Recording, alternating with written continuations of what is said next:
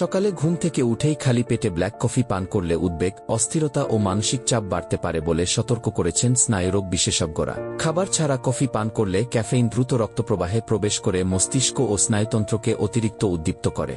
এর ফলে হৃদস্পন্দন বেড়ে যাওয়া, হাত কাঁপা এবং তীব্র অস্থিরতার অনুভূতি দেখা দিতে পারে। চিকিৎসকদের মতে, ঘুম থেকে ওঠার 30 থেকে 45 মিনিটের মধ্যে শরীরে স্বাভাবিকভাবেই কর্টিসল বা স্ট্রেস হরমোনের মাত্রা বেশি থাকে।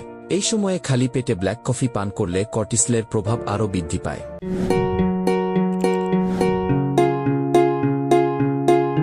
তাছাড়া পেটে প্রোটিন বা স্বাস্থ্যকর চর্বির মতো কোনো খাবার না থাকায় ক্যাফেইনের দ্রুত শোষণ শরীরকে শান্ত রাখার উপাদানগুলোর কার্যকারিতা কমিয়ে দেয়, যা দুশ্চিন্তার ঝুঁকি বাড়ায়। তবে এর জন্য কফি পুরোপুরি বাদ দেওয়ার প্রয়োজন নেই। সকালের নাশতার পর বা হালকা কিছু খেয়ে কফি পান করলে ক্যাফেইনের শোষণ ধীর হয় এবং পার্শ্বপ্রতিক্রিয়া কমে আসে। বিশেষ করে যারা আগে থেকেই উদ্বেগজনিত সমস্যায় ভুগছেন, তাদের খালি পেটে ব্ল্যাক কফি এড়িয়ে চলা উচিত।